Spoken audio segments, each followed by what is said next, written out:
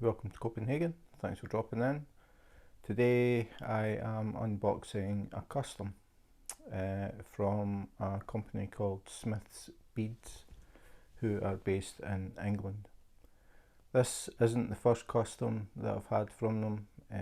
I got one done maybe about a month ago of a picture that I took in Copenhagen, and I decided to get it done as a custom. And I had been asking around, and someone in one of the groups had mentioned Smith's Beads. I had never heard of them, and I thought, okay, I'll give them a try. I'll get in touch. So I got in touch with Mike, and a few emails back and forward, got to know each other a little bit, and I ordered the picture. So I've got that. I've actually just started it yesterday, working on it, and I'm very pleased with it. So I decided to try again and order another custom. So this one I've been waiting, I don't know, maybe just over a month, I think. So this is something that I wasn't really intending to do as a custom. Somebody mentioned it at one point, and I thought about it, and I thought, yeah, actually that might be quite cool. So I decided to go for it. So I've got it here. There is a bit of a story about this, because I actually ended up ordering 3 different things from Mike, and the way that he packed it, he actually ended up, he had the 3 ready at the same time. So he put the 3 canvases in one box and put all of the drills together in another box. Now, when you realise that these canvases have, the first one has 70 colours, the second one has 80 colours, and the third one has 88 colours. I added all the bags up, so in total it's 1,712 bags. So you can maybe understand why he didn't put them in beside the canvases. So I basically got this. Mike does these boxes. They are triangular, so they're unique. I haven't had anything from any other company that does them this way. It arrived a few days ago, and it was in absolutely perfect condition. And then just a sort of normal box, about the size of one of those multi-firework boxes, and it was just full of drills. So I had to open it to separate things out and sort things out. So I've unpacked the outside of it. They come sealed in black plastic. They're very unique. So basically I received this big black Toblerone and a box. So I'm really looking forward to this one. I think you'll probably understand why when you see it. I am not actually going to be doing this one. My wife wants to do it. And if anybody has been following me, you will have seen my wife try her very first diamond painting, and at the end, when I asked her if she thought she would take it up, she said no. That's changed a lot. So she is now working on her very first square, and she's really enjoying it. She's already ordered quite a few for different reasons. She's got a Halloween one, which she's starting on the 1st of September. She's got some Christmas ones, and she found other things that sort of relate to us. They bring back memories of places we've been and things like that. So she's really getting into this now. So when I told her about this one, she said, oh, I want to do that.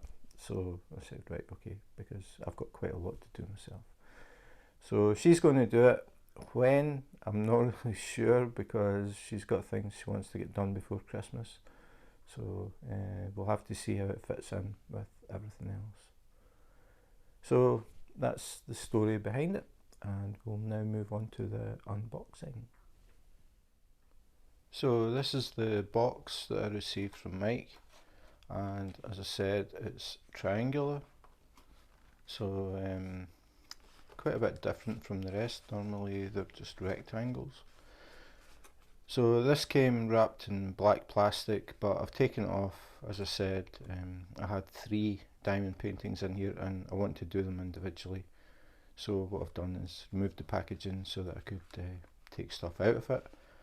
But all that was in this was canvases. So before I open it, I've already sorted out all these 1,712 bags and split them into the different canvases. And the way that I normally store my stuff is once I receive the box, I normally take the canvas out and put the drills in a freezer bag basically, and put the key inside so I know which canvas they're for.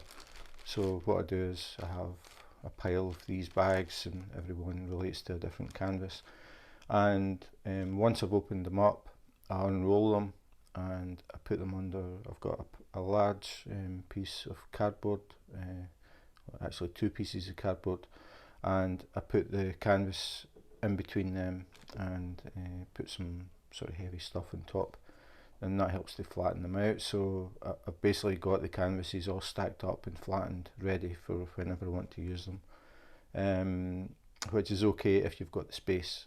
Fortunately we do, so that's the way that I do it. I just bag them all up, so I have all these freezer bags full of drills. So these are the drills for this one, and there are quite a lot of them.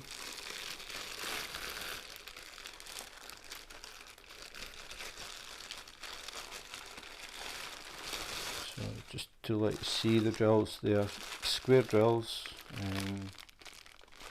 quite a few in that. I won't go through them. I've still to actually check them against the key to make sure that all of the bags are there. I'll do that well before I actually start it, or before my wife starts it to be exact. So a lot of colours in there, you can see.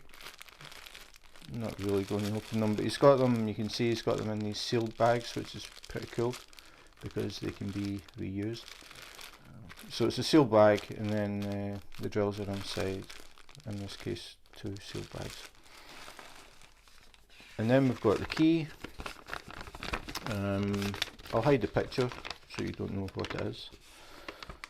So you can see lots of colours in this one. There's actually 80, and I added up the bags, 511 bags. So I think I'll let my wife go through this. Since she wants to do it, she can check it. But you can see someone's already checked it, they've marked it, they've highlighted it in green, they've ticked it. I'm confident that it will be right, but it's always a good idea to check. So that's it, the drills, the key, and now the canvas, which I haven't actually unrolled yet. So this is going to be new for me as well. It's still in its bag. Oops. So I noticed that Mike also ties them up with these funky little rubber bands. These ones are all the same colour, bright orange. Sometimes they're luminous pink, luminous green. It's always interesting to open. So I'll cut the end.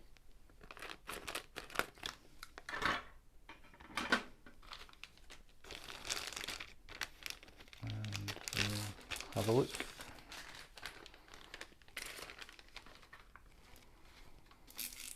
So this is a definite one-off.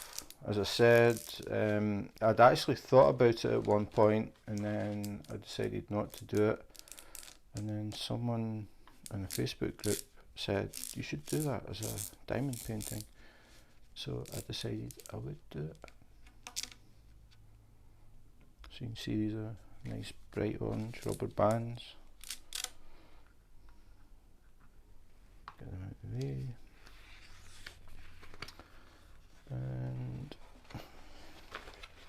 This is bigger than the table, so I don't know how it's going to work.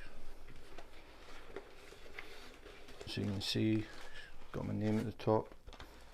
Smith's Beads, that is the company.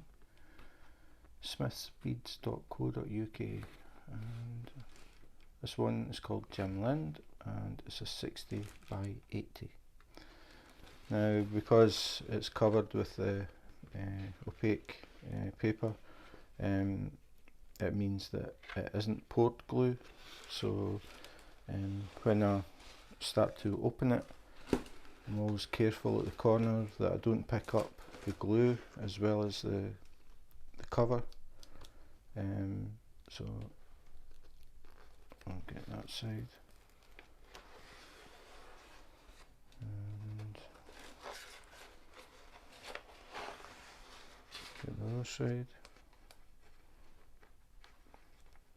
It's always a good idea to be very careful when you're taking up those corners, because if you pull the glue, because it's double-sided glue, it will lift off the canvas, and if it does that, you are going to have major problems trying to get it back to go back down.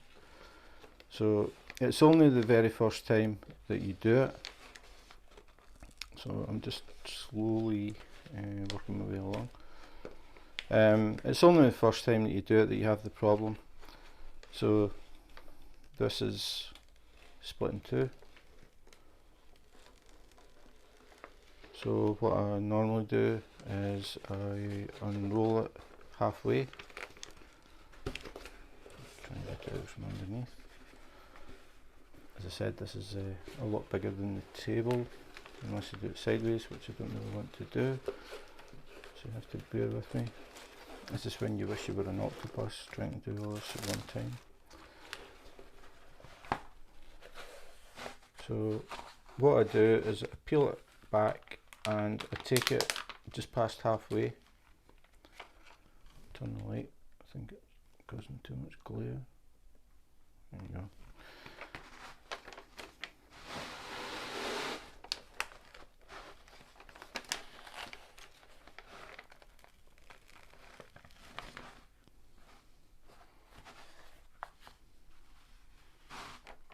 So, do you know what it is yet?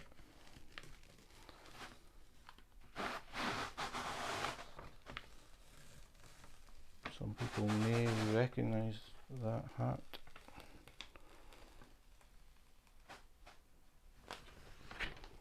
So peeled it past halfway, keep that in the stand, put it back. I'll do the other side. Again, just making sure I don't catch the glue, and then I'll peel it down.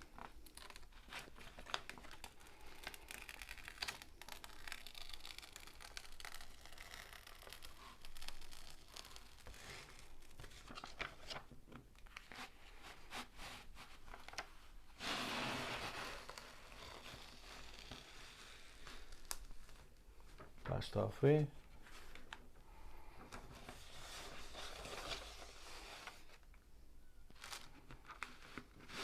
And then you can see it lies flat, so I have to do the same for the opposite side, but what I'll do, since this side is flat, is I'll let you see the whole thing.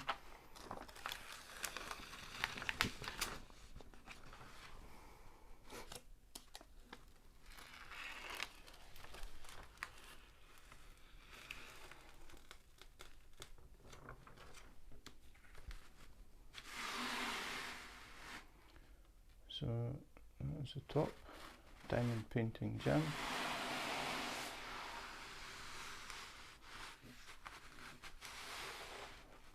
Just checking the canvas, no bubbles at all, absolutely perfect. So I'll cover that back up and do the same for the bottom. And then once that's done, I don't try and roll it up again.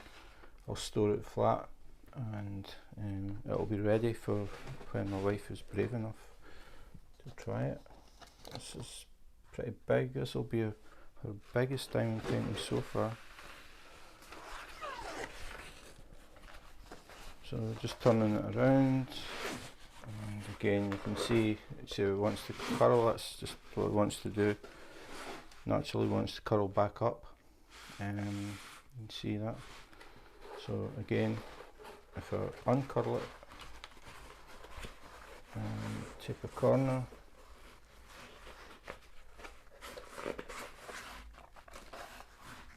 so take it the left hand corner, again very careful not to catch the glue. It is quite easy to do if you've got long nails. You catch it, you don't realise you've got it, you pull the thing back and suddenly realise that the glue is coming up with it. When you try and put it back, it tends to stick to itself and it's very, very difficult to put back. So this is upside down now. That's upside down. Just getting the right hand corner.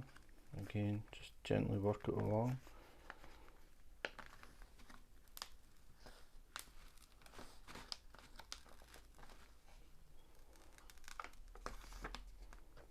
And peel it back.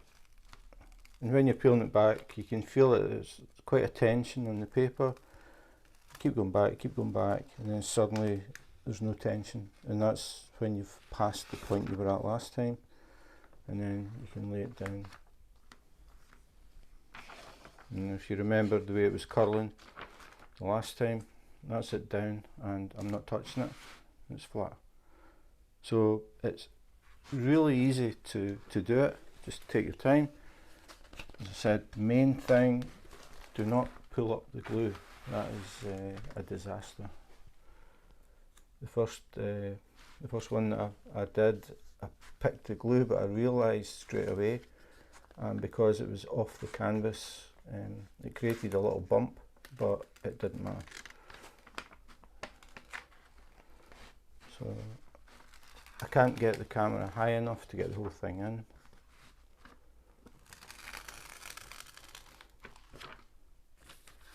And another thing is watch that nothing touches that glue, especially the paper. Like I've got my key is lying here, I've got something weighted sitting on it, because if the paper gets knocked and it lands in the glue, it's very, very difficult to get off. So I'm actually going to take all of the paper off.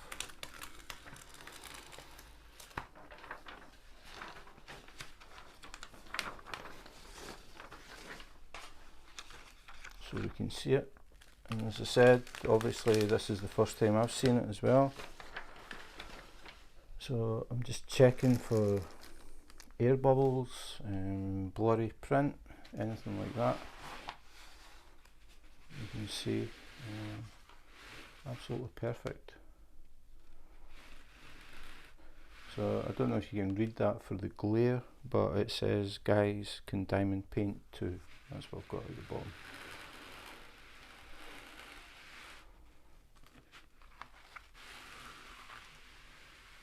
So really, really nice, Mike. I know you're going to watch this.